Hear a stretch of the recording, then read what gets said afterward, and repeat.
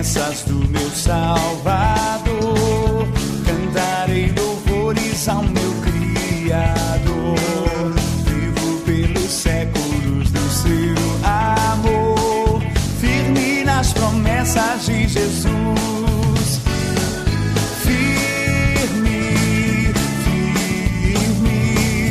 Firme nas promessas de Jesus, meu mestre.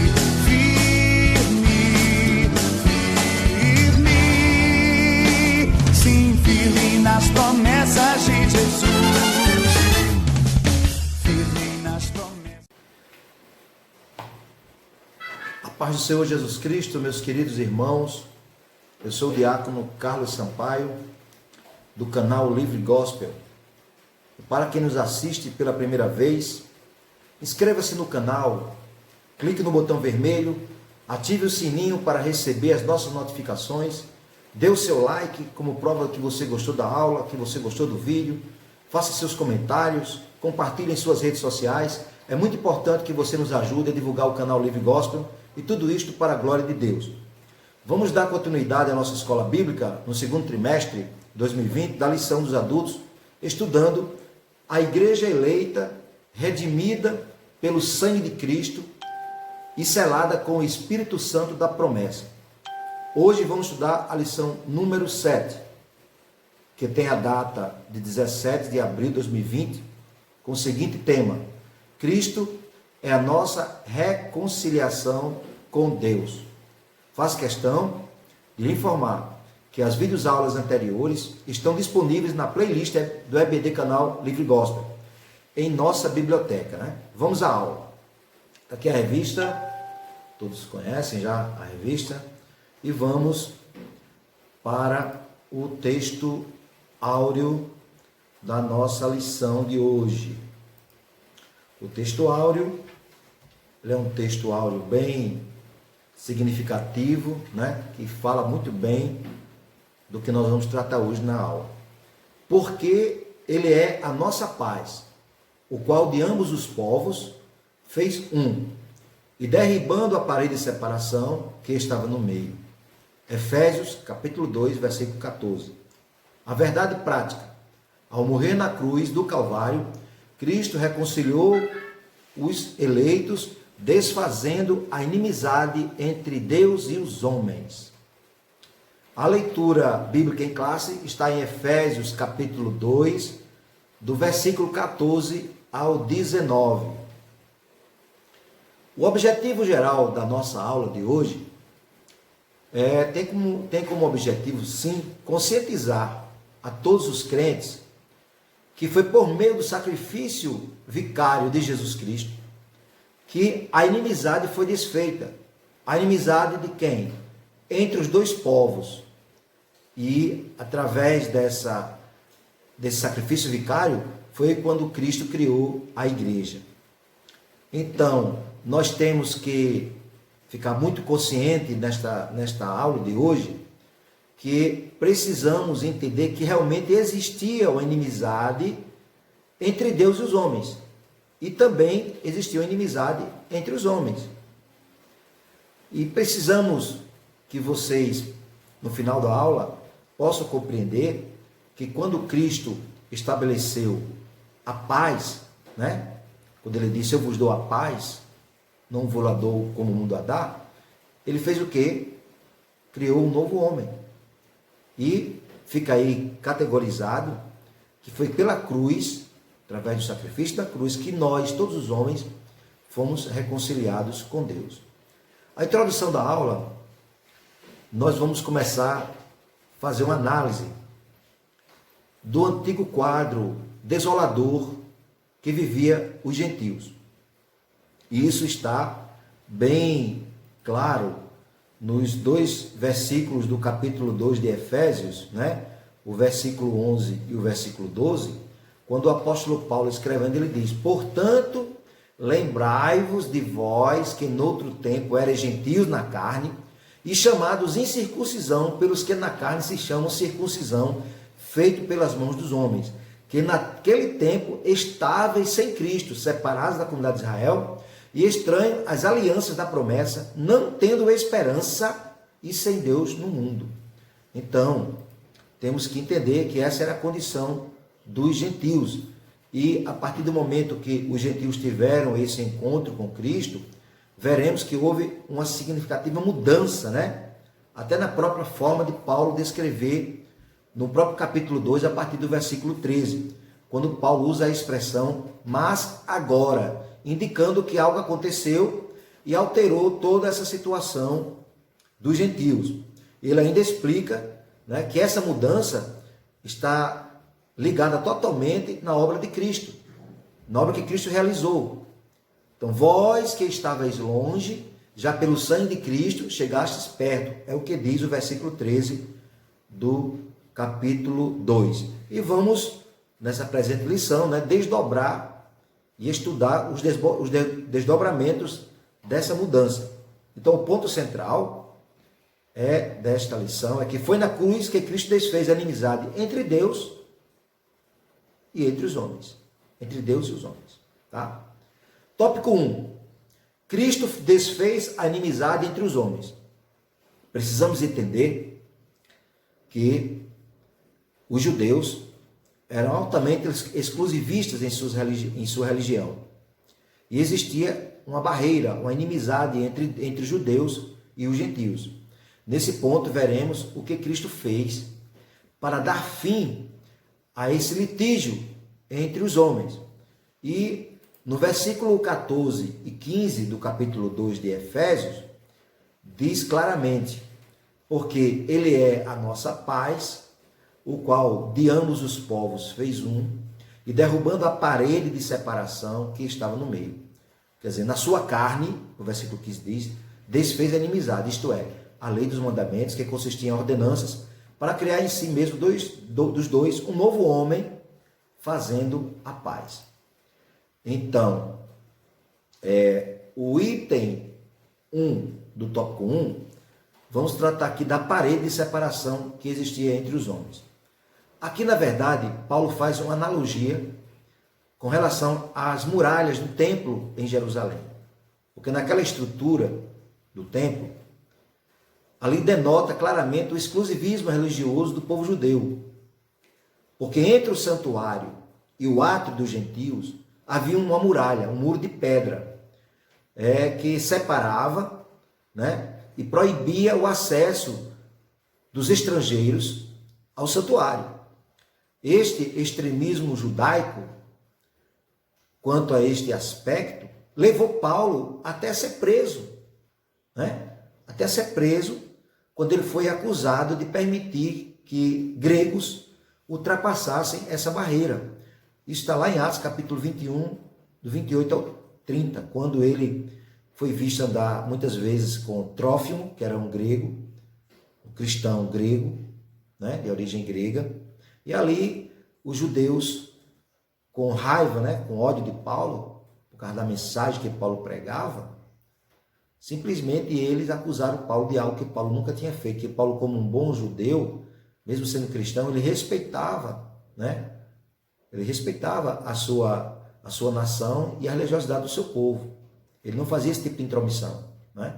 Então, Paulo foi acusado injustamente e até correu risco de vida.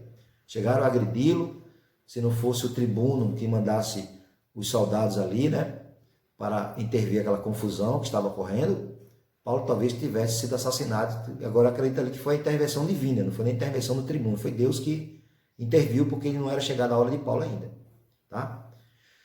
Então, no item 2, nós vamos falar agora sobre a derrubada da parede de separação. Como isto ocorreu?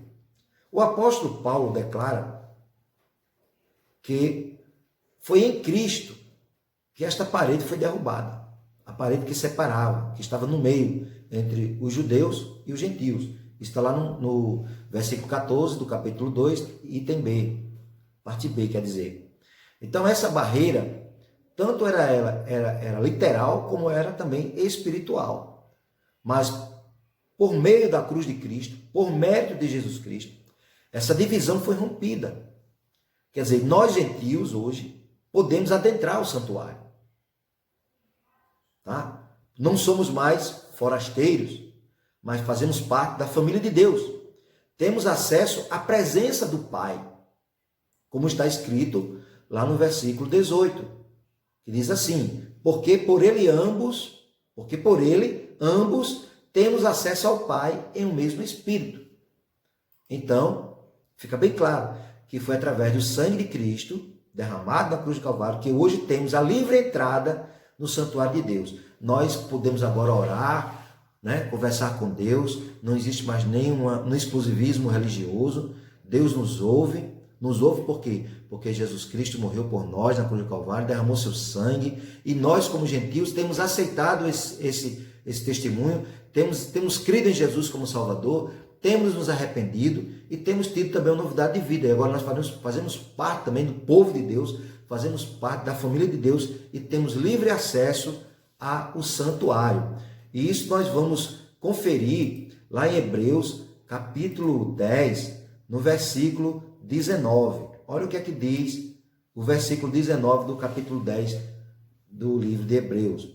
Tendo, pois, irmãos, ousadia para entrar no santuário pelo sangue de Jesus. Então, só foi por meio do sangue de Jesus que nós hoje temos esta oportunidade, este privilégio. Então, o item 3 do tópico 1 fala agora sobre o conceito da lei dos mandamentos, que nós precisamos compreender o significado desse conceito, que ela repousa na visão tripartida da lei mosaica.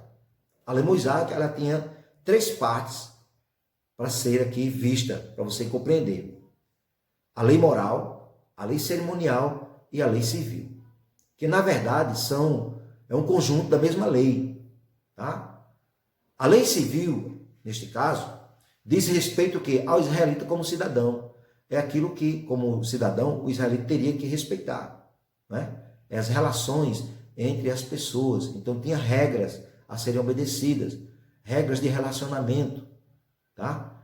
O cidadão não podia intervir na vida de outro, não podia subtrair um bem de outro. Se isso acontecesse, haveria uma lei que iria regrar isso aí. Ele não poderia, caso ele não obedecesse às regras, teria penalidades. Então essa lei civil é como a lei que nós temos hoje aqui no Brasil, né? Nós temos uma Constituição Federal e nós temos também um Código Civil que trata das relações entre as pessoas, entre os brasileiros em várias questões. Então a lei dos mandamentos tinha esse aspecto também. E tratando agora da lei moral, já a lei moral, ela permanece em vigor como padrão de conduta, mas não como meio de salvação. Porque lá no capítulo 2 de Efésios, diz claramente, né? Diz claramente, como acima diz: sacrifício e oferta, e holocaustos e oblações, pelo pecado não quiseste, nem te agradaram, os quais se oferecem segundo a lei. Na verdade, eu citei aqui um versículo de Hebreus, mas, na verdade, é lá em Efésios, capítulo 2, versículo 8 e 9, que diz o seguinte: porque pela graça sois salvos, por meio da fé. Isto não vem de vós, é dom de Deus. Não vem das obras, para que ninguém se glorie. Então, fica bem claro que a lei moral, ela hoje serve apenas como um padrão de conduta, mas não como meio mais de salvação. E agora vamos tratar da lei cerimonial, que é a terceira parte, né? É citada como o quê? O que é que fazia parte dessa lei cerimonial? A circuncisão, os sacrifícios, as comidas, as bebidas, os dias de festa, lua nova, sábados. Os dias de festa aqui nós vamos tratar de quê? A festa da Páscoa, o dia de Pentecostes, a festa dos tabernáculos. Tudo isso eram festas que estavam implícitas na lei cerimonial, né? Então, lá em Colossenses, fala claramente sobre isto, né? Que nós não estamos mais submetidos à prática desta lei cerimonial. Lá em Colossenses, capítulo 2, a partir do versículo 11, né? E o versículo 16, diz assim, ó, o 11: no qual também estáis circuncidados com a circuncisão não feita por mão, no despojo do corpo dos pecados da carne, pela circuncisão de Cristo.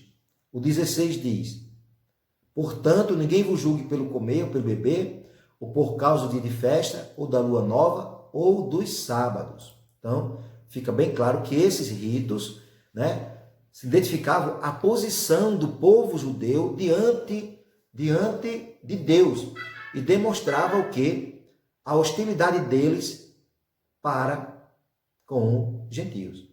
Eles queriam muito bem, tinha essa posição, né, porque eles praticavam toda essa cerimônia, né, e isso demonstrava uma certa hostilidade, como quem diz, olha, nós fazemos isso aqui, nós temos a cerimônia, e vocês não têm essa cerimônia de como agradar a Deus, de como servir a Deus, né? Na verdade, os judeus, eles não compreenderam verdadeiramente o seu papel, que o papel deles era revelar ao mundo este Deus que eles tiveram a oportunidade de conhecer, mas simplesmente eles não compreenderam, né? E não cumpriram esse papel. Foi necessário todo esse processo salvífico, incluindo a morte de Cristo, que também estava dentro do plano de salvação que Deus tinha estabelecido, né? Mas, na verdade, eles não compreenderam e eles ficaram altamente exclusivistas, radicalizados, se tornaram sectários e não transmitiram a mensagem como Deus esperava que o povo judeu transmitisse para as outras nações. Então, na verdade, vamos para agora o tópico 4 o item 4 do tópico 1, que fala sobre a revogação da lei dos mandamentos. A eliminação das barreiras que dividiam judeus e gentios se deu pela revogação dos mandamentos, que consistia em quê? Em ordenanças. Essa revelação não contradiz o que Jesus disse. Jesus, certa feita, ele disse lá em Mateus capítulo 5, versículo 17, não vim para revogar a lei, mas para cumprir a lei. Visto que Jesus entregou seu corpo para ser crucificado, ele cumpriu o quê? Toda a lei. Ofereceu-se como sacrifício em favor de ambos os povos, tanto judeus como gentios. Então, desse modo, a revogação aqui aludida, qual é a revogação que ele fez? Da lei cerimonial, que resultava em quê? Em separação entre judeus e gentios. O ato de Jesus Cristo, oferecido a Deus em cheiro suave, aboliu a necessidade dessas ordenanças ritualísticas. E assim a inimizade foi desfeita. Nós podemos ver isso, esse versículo para confirmar, lá em Hebreus capítulo 7, né? No capítulo 7, versículo 27, diz claramente as seguintes palavras. Vejam só.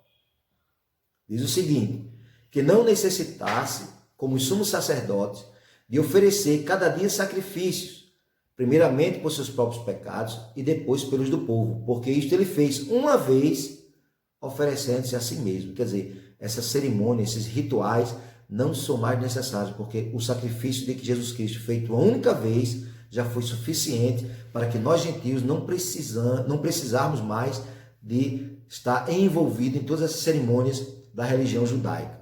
Não é isto? Então, devemos compreender isso de forma profunda para que nós não cheguemos ao ponto de ficarmos, né, encucados, porque às vezes tem algumas pessoas que não conhecem a palavra, que quer implantar práticas do judaísmo no cristianismo, quer trazer de volta, né, o exclusivismo da religião judaica para a nossa fé cristã. E Paulo, até escrevendo aos Gálatas, certa feita, ele disse para os Gálatas, né, na igreja da Galácia, ele disse, olha, se até um anjo chegar e vir aqui pregar um evangelho, além do que nós temos pregado, seja anátema, quer dizer, seja amaldiçoado. Quer dizer, o evangelho que Paulo pregou, que anunciou através dos apóstolos, é um evangelho que já é suficiente para nos prover a salvação. Então, não precisa de acréscimos, né? Acrescentar outros rituais, outros credos do judaísmo dentro da fé cristã, dentro daquilo que Paulo, né, em toda a sua autoridade dada por Deus, dada por Jesus Cristo, pelo Espírito Santo, ele nos transmitiu tudo aquilo que Deus queria que nós aprendêssemos, para que nós realmente tivéssemos consciência de que o que nós estamos aprendendo já é suficiente para nós sermos salvos, desde que nós cumpramos rigorosamente e andemos na presença de Deus como Ele realmente quer que nós andemos, ok? Então, lá em Efésios capítulo 5, no versículo 2, enfatiza mais isso, ó. Como é que o crente tem que andar? O crente tem que andar em amor, como também Cristo vos amou e se entregou a si mesmo por nós, em oferta e sacrifício a Deus em cheiro suave. Então, essa tem que ser a conduta do cristão, não é? E não está preocupado com cerimônias, com rituais. Ele tem que andar em amor, andar na presença de Deus. Isso tem que ser o papel de todo cristão. Então, a síntese do tópico 1 diz o seguinte: a obra expiatória da cruz de Cristo retirou a barreira que existia entre os povos e aboliu as ordenanças que eram agentes da inimizade entre judeus e gentios. Tópico 2. Pela paz, Cristo fez um novo homem. Então, a partir da expiação na cruz, a paz foi proclamada. E de ambos os povos, judeus e gentios, Cristo fez uma nova humanidade. Está lá no versículo 14 a 17 do capítulo 2 de Efésios. Então vamos ver aqui o conceito bíblico de paz, tá? De forma geral, a paz é a descrição de quê? De boas relações, tá? Do fim de um conflito, do estado de tranquilidade e de uma qualidade espiritual. Então tem todas essas características, né? Então o que acontece? Está havendo um conflito, vamos supor, em duas nações, guerra. Mas de repente foi lá um político importante do mundo, foi lá intermediar a paz entre as duas nações. Pronto, acabou o conflito, agora está havendo paz entre as duas nações. E também paz pode ser também caracterizado pelo estado de tranquilidade. Você está ali tranquilo, nada lhe perturba, você está em paz com Deus, está em paz com sua família, em paz com a sociedade, você está de boa. Então, isso é um estado de quê? Tranquilidade, né? E também tem o estado da tranquilidade que está referente ao quê? A uma qualidade também espiritual, onde você tem confiança, você tem fé, que no caminho que você está seguindo, da maneira como você está servindo a Deus, você está agradando e você está recebendo da parte de Deus esta paz espiritual, esta paz que não lhe atormenta, esta paz que não deixa você ficar desesperado, esta paz que faz você crer na vida eterna, esta paz que faz você crer nas bênçãos divinas, esta paz que faz você se situar no reino dos céus. Então é isto que precisamos compreender, né? Então, nesta passagem de Gálatas, capítulo 5, versículo 22, lá em Gálatas, ele demonstra mais ou menos, né, como seria esta condição. Veja só, quem tem paz, a paz espiritual, né, é porque ela tem o Espírito Santo. E quem tem o Espírito Santo tem que produzir frutos. E o fruto do Espírito, quais são os frutos do Espírito? Amor, gozo, paz, olha aqui, ó, longanimidade, benignidade, bondade, fé, mansidão e temperança. Então, o apóstolo Paulo ressalta claramente que a paz conferida por meio de Cristo, né, através da sua morte lá na cruz, tanto desfez a inimizade entre Deus e os homens, né, como também entre os homens, né, promovendo o quê? Uma reconciliação, tanto entre os homens, como uma reconciliação entre Deus e os homens. Quer dizer, na verdade, Cristo ele veio promover esta paz. E isso nós podemos conferir lá em Colossenses, capítulo 1, no versículo 20, que diz claramente, vejamos aqui, e que, havendo por ele feito a paz pelo sangue da sua cruz, por meio dele reconciliasse consigo mesmo todas as coisas, tanto as que estão na terra, como as que estão nos céus. Então, precisamos realmente entender isto aqui. Então, Cristo, no item 2, do tópico 2, é o motivo da nossa paz. E Paulo declara claramente que ele é a nossa paz. Essa expressão, ela aponta uma conotação mais profunda, pois Cristo não é apenas o autor da paz. Ele é literalmente a nossa paz, né? Isso implica o conceito de quê? Comunhão espiritual. Quem está em Cristo está em comunhão com Deus. Porque Cristo ele é a nossa paz. Ele que fez com que nós agora pudéssemos adentrar o santuário, né, e poder conversar com Deus e receber de Deus também, né, uma resposta daquilo que nós oramos a Ele, que nós perguntamos a Ele, que nós buscamos dEle. Então, isso implica claramente que Cristo habita em nós porque ele mesmo é a nossa paz, né? E ele mesmo disse lá em João capítulo 14, no versículo 27, ele disse: eu vos dou a paz, não vou lá dou como o mundo a dá. Então, desse modo, essa paz ela repousa nos cristãos, né? E consequentemente na igreja, entre o crente e Deus, entre o crente e Deus, e entre os judeus e gentios. Agora, existe o quê? Um único povo em Cristo Jesus. Quem é esse único povo? Não é mais judeus e gentios, agora é a igreja, tá? Então, o tópico 3, o tópico 2, item 3, fala da nova humanidade formada pela paz. Então, Cristo, ele uniu os povos que outrora se hostilizavam para criar em si mesmo dos dois um novo homem, fazendo a paz. Essa unidade não foi o resultado de algum acordo firmado entre os homens. Não foi um acordo via ONU, né? A Organização das Nações Unidas, de maneira nenhuma, né? Ela foi realizada em si mesmo, Cristo que realizou.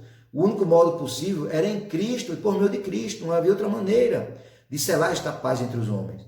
A partir de então, surge o quê? Uma nova humanidade, selada através dessa paz, que é a igreja, onde não há aqui circuncisão representando os judeus e nem incircuncisão representando os gentios, né? E lá em Colossenses, capítulo 3, diz claramente no versículo 11, não é? Versículo 11 do capítulo 3 de Colossenses, diz assim, diz assim, onde não há grego nem judeu. Vendo aqui? Circuncisão nem circuncisão. Bárbaro, cita, servo ou livre. Mas Cristo é tudo em todos. Então, coisa maravilhosa, né? Então foi Cristo quem criou esse novo povo, fazendo a paz. Nele, as desigualdades foram eliminadas, como eu li no versículo anterior, no Colossenses 3,11. Então, em Cristo não há acepção de pessoas. Isso foi desfeita, essa acepção. Foi desfeita a acepção de etnia e classe social. Essas acepções, elas desapareceram, né? Como diz lá em Romanos, capítulo 2, no versículo 11, né? Diz claramente que glória, porém, e honra e paz, olha aqui, a qualquer que pratica o bem, primeiramente ao judeu e também ao grego. Quer dizer, não tem mais nenhuma acepção. Quem praticar o bem, né, vai ter paz. Quem está em Cristo vai ter paz, né? Então não existe mais essa diferenciação. Então a síntese do tópico 2, né, ela fala que a paz conquistada por Cristo possibilitou a comunhão com Deus e a união entre os povos. Essa nova humanidade tem paz com Deus e uns com os outros. Então esta é o resumo de todo este tópico. Então nós vamos agora para o tópico 3, que trata do seguinte tema: pela cruz, reconciliados com Deus num corpo. O ministério da reconciliação desfez a inimizade entre os homens e Deus, como nós já vimos, né? E também entre os homens. Essas dádivas só foram possíveis por quê? Por causa do sacrifício de Jesus na cruz do Calvário. Por quê? Primeiro, Cristo se fez maldição por nós. Ser condenado à morte, meus irmãos, naqueles dias era um sinal de maldição e de profunda humilhação. Os judeus se escandalizavam quando alguém chegava numa situação como esta, de ser sacrificado na cruz, né? E Hebreus, no capítulo 2, no versículo 2, diz assim, que diante dessas circunstâncias, na verdade, nós temos que olhar para Jesus, o autor e consumador da fé, o qual, pelo gozo que lhe estava proposto, suportou a cruz, desprezando o que? A afronta, olha aí, e assentou-se aonde? À destra do trono de Deus. Cristo foi afrontado, foi flagelado, cuspiram no seu rosto, bateram no seu rosto, colocaram a coroa de espinho, né? Quebraram uma cana em sua cabeça, ele foi altamente trucidado, furaram o seu corpo com a lança. Então, tudo isso foi uma tremenda humilhação. E ainda colocaram lá, né, de forma até inconsciente, Pilatos mandou colocar em 3 línguas, né? Em 3 línguas, na língua romana, na língua hebraica e na língua grega, né? Jesus Cristo, este aqui é o Rei dos Judeus. Quer dizer, então na verdade, eles não entenderam o que fizeram, né?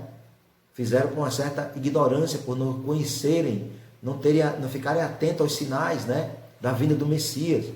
Então, naquela época era uma tremenda humilhação um cidadão ser crucificado, né? O réu era açoitado por um chicote, flagelado, e naquele chicote lá, das pontas tinha um chumbo, tinha ossos na ponta, e depois eles eram obrigados a carregar publicamente sua cruz até o local onde ele seria executado. Então, por essas razões, era escândalo para os judeus e loucura para os gentios, porque realmente isso era uma loucura, isso era o extremo que o ser humano poderia passar, né? Ser executado dessa maneira, ser martirizado dessa maneira. Então, Cristo suportou tudo isso, levou a nossa culpa, entregou seu corpo para ser crucificado e se fez maldição em nosso lugar. Então, foi através desse sacrifício que nós fomos reconciliados, né? O sacrifício vicário de Cristo, conforme diz o item 2 do tópico 2, foi a consequência vitória, uma consequência de uma vitória sobre a morte, que possibilitou a nossa reconciliação com Deus e com os homens. É nessa perspectiva, meus irmãos, que Cristo é a nossa paz, que pela sua carne foi feito o quê? Um novo homem, foi criado um novo homem. Cristo fez a paz. E ele também evangelizou a paz para todos nós, né? Proclamando o quê? Ao mundo as boas novas de salvação, através da cruz. Então a mensagem da cruz apregou a paz entre Deus e os homens, isto é o ministério que? Da reconciliação. Por isso que lá em 2 Coríntios, né? 2 Coríntios no capítulo 5, a partir do versículo 18, diz assim, ó o que diz, que versículo que nos revela bem direitinho o significado de tudo isto. E tudo isto provém de Deus, que nos reconciliou consigo, mesmo por Jesus Cristo, e nos deu o ministério da reconciliação. Isto é, Deus estava em Cristo reconciliando consigo o mundo, não lhes imputando os seus pecados, e pôs em nós o quê? A palavra da reconciliação. De sorte que somos embaixadores da parte de Cristo, como se Deus por nós rogasse. Rogamos, pois, da parte de Cristo, que vos reconcilieis com Deus. Então, este deve ser, irmãos, o nosso papel, deve ser a nossa virtude, né? A nossa virtude está aqui, em Cristo. É nós crermos e colocarmos em prática estas verdades, é nós sermos de verdade embaixadores, né? Que nós possamos ser interlocutores entre Deus e os homens, nós que hoje conhecemos a verdade, precisamos, né, proclamar ao mundo, né, que Cristo salva, que Cristo é a paz, que a humanidade precisa de Jesus para que essa paz, ela seja uma paz verdadeira no coração de cada um ser humano, que a maioria das pessoas vivem vazias, sem Deus, e nós que somos conhecedores da verdade, precisamos proclamar isto. Precisamos ser embaixadores do Reino de Deus com esta verdade, com esta mensagem, né? Com essa mensagem pura, maravilhosa, uma mensagem que liberta. Então, o item 3 do tópico 3 fala sobre a reconciliação na cruz em corpo. O apóstolo Paulo aqui, ele reforça nesse texto de Efésios que o propósito de Cristo foi o de reconciliar tanto judeus como gentios com Deus, formando um corpo. A ênfase aqui recai sobre a inimizade existente, tanto na vertical, isto é, entre os homens e Deus, como na horizontal, quer dizer, entre os judeus e os gentios, de forma que a reconciliação deve ser duplamente compreendida, tá? Não foi só a reconciliação entre os homens, foi entre os homens, e Deus, e também entre os homens. A ira de Deus, ela permanecia sobre nós gentios e sobre todo aquele que nunca se aproximou de Deus, nunca atentou para para Deus, nunca deu ouvido à palavra de Deus, nunca compreendeu como era que se comportava este Deus glorioso que criou os céus e a terra, e as suas exigências, suas regras estabelecidas. Os homens estavam alheios às suas determinações, à sua palavra. Então, a ira de Deus permanecia sobre os gentios. Então, essa inimizade também foi desfeita, né? Porque Cristo levou o quê? Os nossos pecados lá na cruz do Calvário, né? Essa ira estava presente em nós porque também, por causa dos nossos pecados, e esses nossos pecados agora fez o quê? Foram cravados lá na cruz. Assim, meus irmãos, a reconciliação foi concretizada pela cruz, gerando um novo povo, num único corpo, né? Que agora nós somos o quê? A família de Deus, a igreja de Cristo, né? E nós podemos ver isto claramente lá em Efésios, né? Na carta de Paulo aos Efésios, que é a carta que nós estamos estudando, nós podemos ver essa verdade no versículo 23 e no versículo 30. O 23 diz: porque o marido é a cabeça da mulher, como também Cristo é a cabeça da igreja, sendo ele próprio o salvador do corpo. E no versículo 30 diz: porque somos membros do seu corpo, da sua carne e dos seus ossos. Então vejamos aqui a síntese do tópico 3. O ministério da reconciliação, ao restaurar a comunhão, estabeleceu a igreja, a nova família de Deus. Meus amados irmãos, concluindo, precisamos nos conscientizar que em obediência ao plano divino, Cristo cumpriu tudo aquilo que estava determinado na lei e cumpriu lá na cruz. Em seu sacrifício, ele derrubou as barreiras e aboliu as ordenanças cerimoniais que serviam de divisão entre nós e Deus, e entre nós e os judeus.